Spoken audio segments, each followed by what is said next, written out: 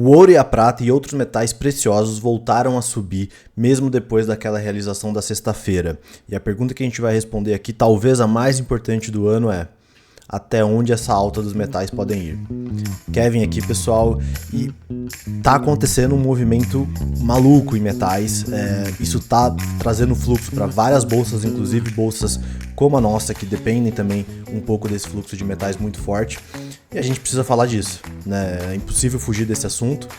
Você tá tendo sinais aqui gigantes de euforia para metais preciosos, principalmente ouro e prata. O movimento que a gente teve na semana passada de ouro e prata foi algo assustador, né? Inclusive, chamam a atenção para algo como uma possível bolha nos mercados, né? Se a gente der uma olhada, por exemplo, olha o tamanho do volume que você teve nos ETFs de ouro e prata na semana passada. O ouro negociou mais de 34 bilhões de dólares, a prata, o SLV, que é o ETF de prata, 25 bilhões de dólares.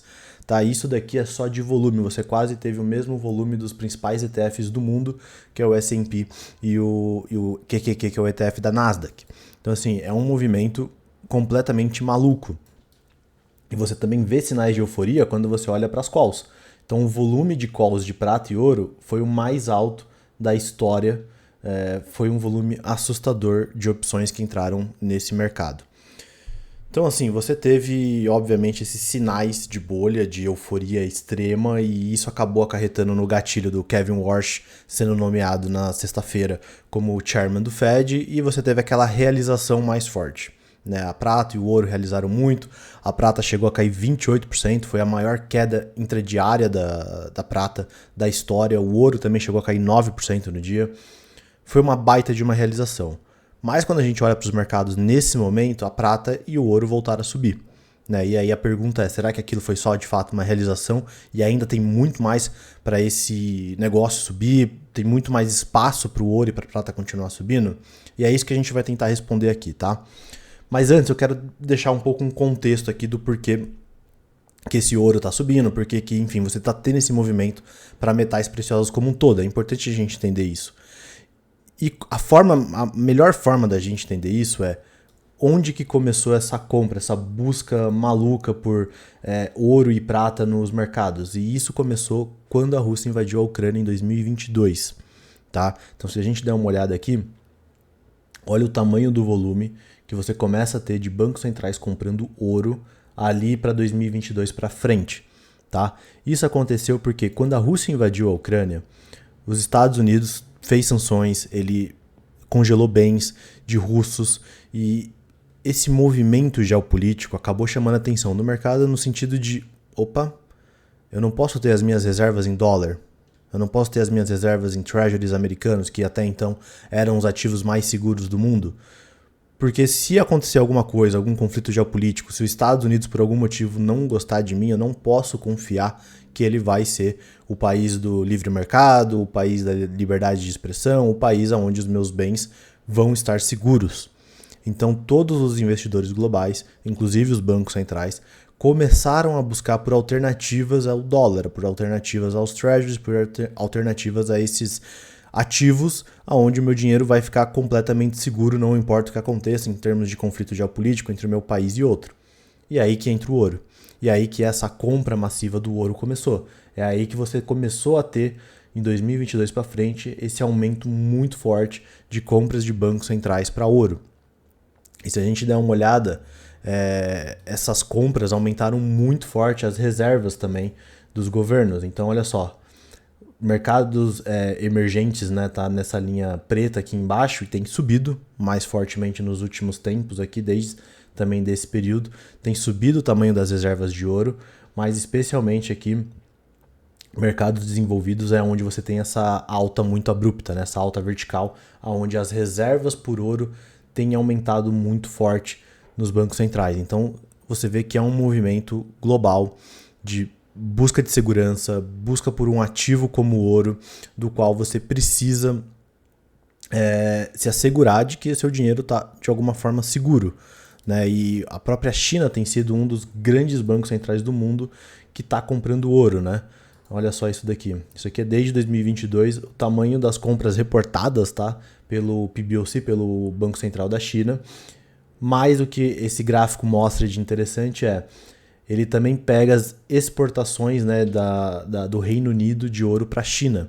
Então você vê que apesar da China estar divulgando que está comprando menos ouro recentemente, as exportações continuam muito altas. Então é basicamente o gráfico dizendo para a gente que talvez a China esteja divulgando menos do que de fato eles estão comprando aqui. Né? E tudo isso foi um dos motivos, né? Foram os motivos que trouxeram essa dinâmica mais forte de ouro no curto prazo. Tá? Então, nesses últimos anos, a gente tem visto o ouro subir muito forte, especialmente por conta disso. Tá? É uma busca por segurança, é um ativo que o mercado tem buscado desde a invasão da Rússia na Ucrânia e por toda essa preocupação de aonde meu dinheiro está mais seguro. Tá? E aí qual que é a grande questão? Por que o ouro não para de subir então? Porque o ouro ele possui uma oferta inelástica, ele é uma commodity. Né? Existe uma oferta limitante no mercado de quanto ouro existe. Né? E essa oferta ela aumenta cerca de 1 a 2% por ano.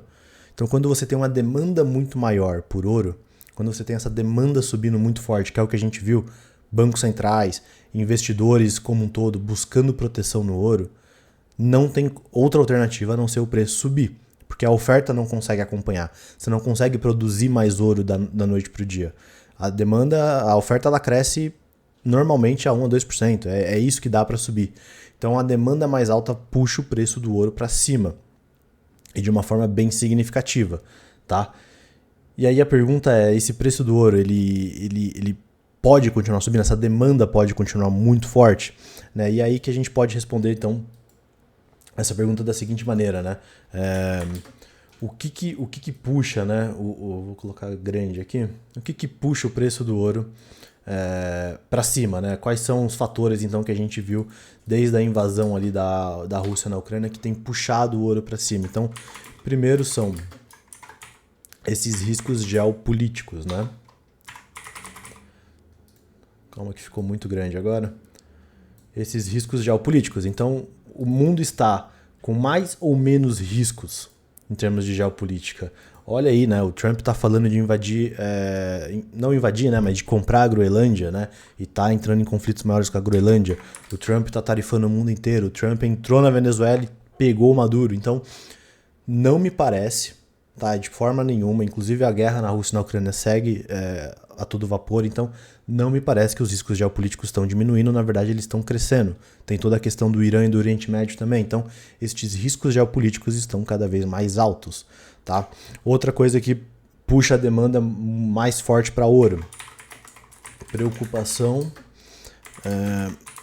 com dívidas soberanas. Né? Isso aqui é basicamente o risco fiscal, né? Isso daqui basicamente é o risco fiscal dos países. Então, a dívida de todos os grandes países do mundo, dos países desenvolvidos, está muito elevada. Né? Você tem o Japão com mais de 250% de dívida PIB, os Estados Unidos com mais de 120% de dívida PIB, os países da Europa também em grande preocupação, China, todos os países têm essa dívida está aumentando muito, o que coloca um risco fiscal enorme para esses países. Então, você não quer ter o seu dinheiro em bolsa americana, em títulos americanos, se você está preocupado com o pagamento dessa dívida, de quanto essa dívida está crescendo e ficando insustentável ao longo do tempo. Então esse risco fiscal subindo também traz mais demanda para ouro no longo prazo. Outro ponto importante é uma pressão por cortes de juros, o que puxa a inflação para cima. Tá? Então, outro fator que também puxa muito o ouro para cima é essa pressão por corte de juros, essa pressão por crescimento global seguir muito forte. Isso é algo inflacionário. E o ouro é o que o mercado enxerga como um ativo defensivo da inflação. É um ativo da qual você pode se defender da inflação no longo prazo. Então, o que você quer ter num mercado onde a inflação tende a subir? Dólares ou ouro? Então, esse fator do mercado também estar preocupado com essa inflação de longo prazo, com a inflação mais alta, a gente também vê isso como uma pressão nos títulos de juros mais longos, na parte mais longa da curva de juros. Essa preocupação com a inflação mais alta também tem puxado o preço do ouro para cima. E por fim, o que a gente já falou aqui, né, que é essa escassez de oferta física. Né? Então o ouro não tem como ser produzido em tempo recorde, você não tem como produzir mais ouro da noite para o dia. A oferta de ouro ela vai seguir crescendo cerca de 1 a 2% ano contra ano. Então você não tem como aumentar isso. E essa oferta, essa escassez de oferta também vai seguir puxando o preço do ouro para cima. Então, assim, esses 4 pontos são os pontos que a gente consegue enxergar que provavelmente os riscos de alta para o ouro seguem elevados. Os 4 pontos ainda estão em voga no mercado, né? Você ainda tem um risco geopolítico acontecendo no mundo, você ainda tem preocupação com essa dívida soberana, esse risco fiscal pelos países, você tem uma pressão enorme por corte de juros que vai fazer com que o mercado fique preocupado com essa inflação mais alta e você vai ter essa escassez de oferta física do ouro. Então isso não muda no curto prazo. Essa dinâmica vai seguir igual. E é por isso que a gente provavelmente ainda tem chances de continuar vendo o preço do ouro subindo, apesar dessa correção que a gente teve na sexta. Volatilidade vai acontecer, as volatilidades vão estar mais altas, mas essa pressão pelo preço mais alto do ouro ele deve seguir, tá? E até onde pode ir o ouro, né? Essa é uma pergunta boa de se fazer. O JP Morgan fez aqui uma análise, tá? Eles colocaram um relatório onde eles estimam que para esse ano, 2026, o preço do ouro pode chegar até $6.300 por onça. Tá? Aqui eles colocam um preço médio no ano, né, de 5.700, mas eles acham que mais para o final do ano o preço do ouro vai estar próximo de $6.300 por onça. Tá? Que é bem alto. Né? É um preço elevado, é mais ou menos aí 25% de alta ainda do preço atual de tela. E a gente olhando para esses riscos de alta para o ouro, totalmente factível, né? A gente pode começar a pensar que isso de fato pode ser viável, pode acontecer. O preço do ouro pode continuar tendo essa demanda muito forte, né? E inclusive o JP Morgan ele fez uma brincadeira aqui interessante, que é tentar imaginar até onde o preço do ouro pode ir, né? Isso é algo legal de se fazer, né? Porque 6.300 é o cenário base deles, é aonde eles acham que esse ouro vai. Agora, até onde esse preço pode ir? Aonde que talvez o ouro ficaria exageradamente caro, né? Talvez com preços de bolha. E aí que eles fizeram uma dinâmica interessante aqui, onde quando você compra ouro, né? Imagina que o ouro custe $2.000, tá? E aí você compra X valor financeiro. Isso compra um tamanho limitado de oferta. Isso vai comprar uma quantidade limitada de toneladas de ouro. Então é essa brincadeira que o JP Morgan está tentando fazer aqui. Tá? Quanto mais o preço do ouro sobe, mais você esfria essa oferta muito grande, porque você vai comprar menos toneladas de ouro com o mesmo valor financeiro. Então o que o JP Morgan está estimando é que você tem $100 bilhões por trimestre de compras líquidas, de notional líquido de compras por ouro. Então são 100 bi por trimestre. Esses 100 bi por trimestre hoje compram uma quantidade X de ouro, certo? Imagina se o ouro fosse $2.000 a tonelada, 100 bilhões de dólares compraria uma quantidade limitada de ouro. Se o ouro sobe para $8.000, então estes mesmos 100 bilhões de dólares vão comprar um quarto da mesma quantidade de ouro. Então, quanto o preço do ouro sobe, esse por si só é um catalisador para você esfriar essa demanda muito forte por ouro, para você equilibrar o mercado de alguma forma. Então essa é a brincadeira que o JP Morgan tenta fazer. Hoje, para o ouro começar a parar de subir, você tem que ter uma compra de menos de 380 toneladas por trimestre de ouro. Então essa é a brincadeira. Se você comprar mais que 380 toneladas de ouro por trimestre, o preço vai subir, certo? Essa é a conta que tem, porque é o que a gente consegue ter de oferta aqui inelástica no curto prazo. 100 bilhões de dólares estão sendo comprados por trimestre. Então você está comprando neste momento mais de 380 toneladas de ouro por trimestre. A brincadeira aqui é até que ponto o preço do ouro poderia subir para que, com estes mesmos 100 bilhões de dólares de demanda por trimestre, você não consiga comprar esses 380 toneladas, ou seja, daria menos de 380 toneladas de ouro físico comprado. E aí que o JP Morgan consegue chegar nesse número de $8.400 por onça. Então, o que o JP Morgan estima é que a $8.400 por onça, aí você pode ter um preço, um patamar onde o ouro chegou num patamar alto demais para continuar subindo. Acima desses $8.400, a demanda que a gente tem hoje de $100 bilhões por trimestre não vai conseguir comprar mais toneladas de ouro a ponto do preço continuar puxando o preço para cima. A quantidade de toneladas de ouro vai ser menor e aí você tem essa física acontecendo onde o preço do ouro para de subir. Então, assim, tem muito espaço ainda para cima, né? $8.400 é quase 70% de alta. Óbvio que esse não é o cenário base, esse não é o cenário que eles acreditam que vai, ou eles acreditam nesses $6.300 até o final do ano, mas é uma brincadeira interessante para a gente entender até onde o ouro pode ir antes dele ficar realmente esticado. É bizarro imaginar que pode chegar a $8.400 antes de começar de fato ficar esticado a ponto da gente considerar que está bolhado de alguma forma ou que essa oferta, essa demanda pode começar a cair por conta dessa oferta limitada de 380 toneladas por trimestre.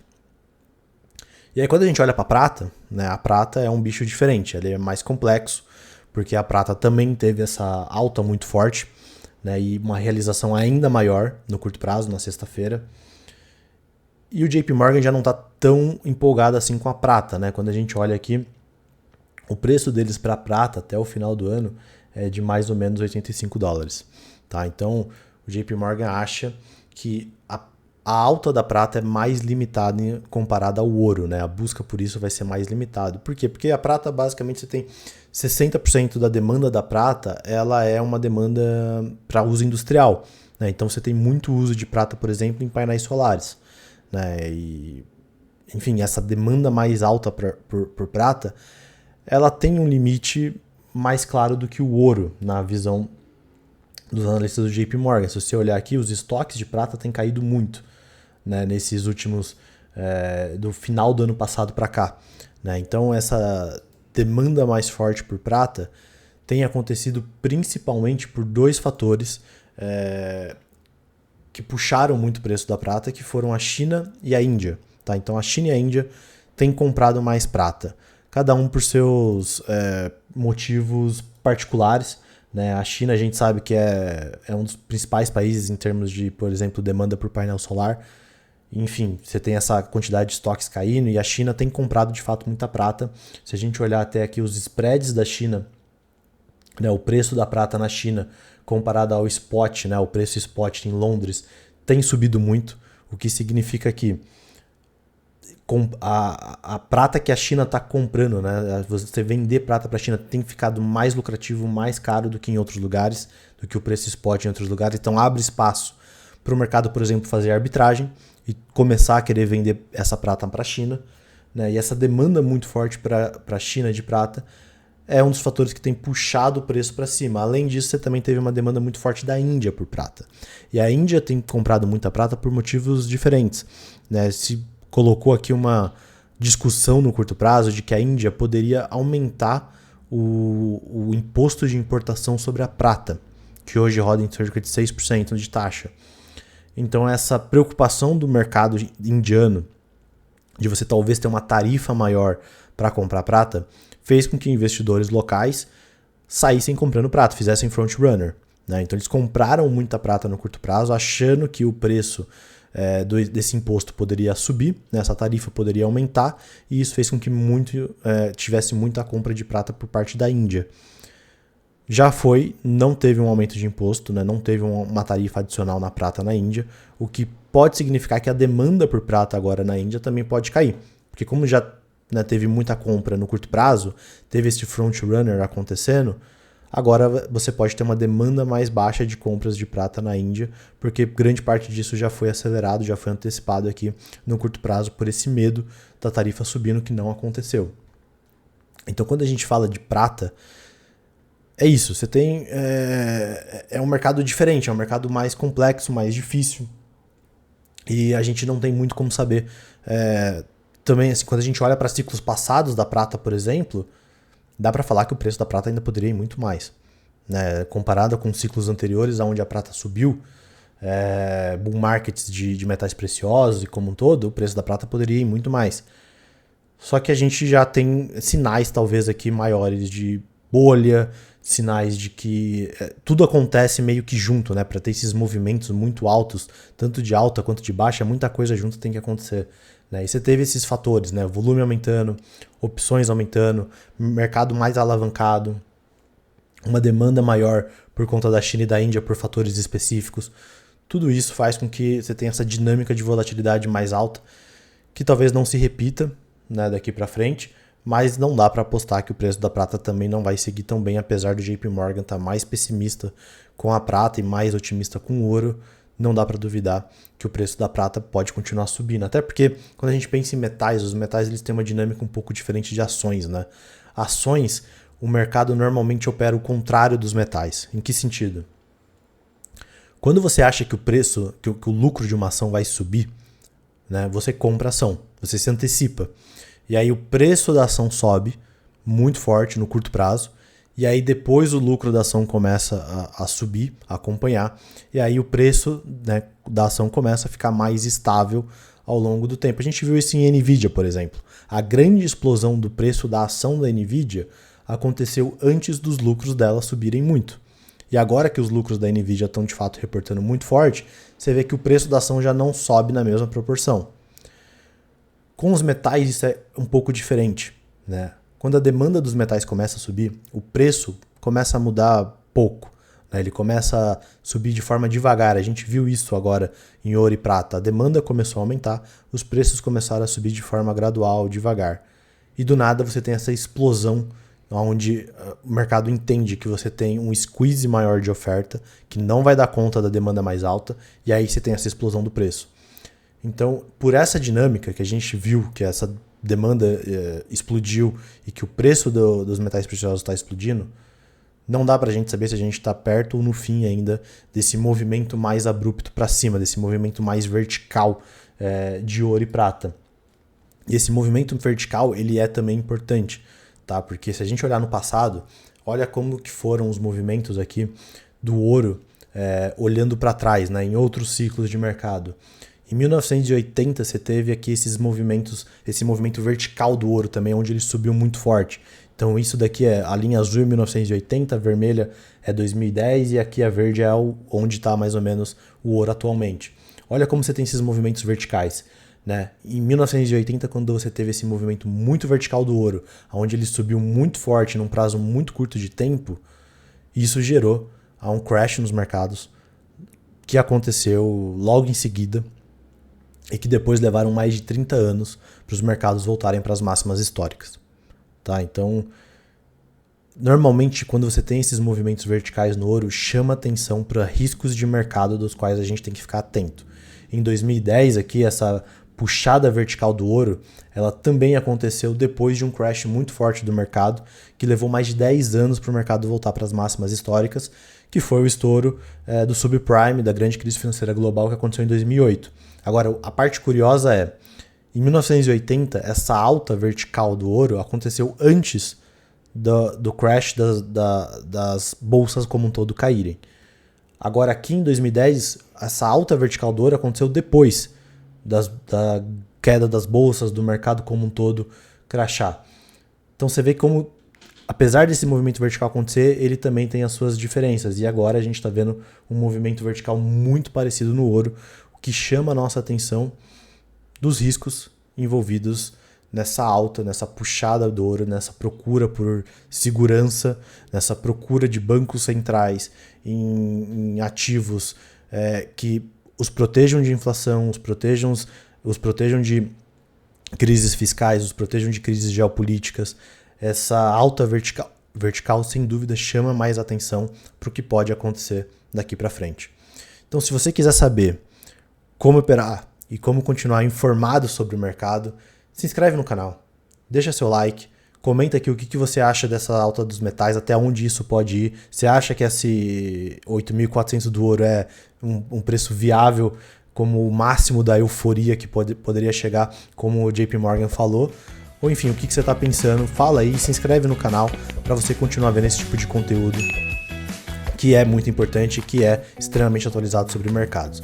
Já aproveita e olha, dá uma olhada aqui no vídeo que eu gravei ontem sobre a Coreia e sobre esse fluxo mais forte que também está acontecendo para mercados emergentes.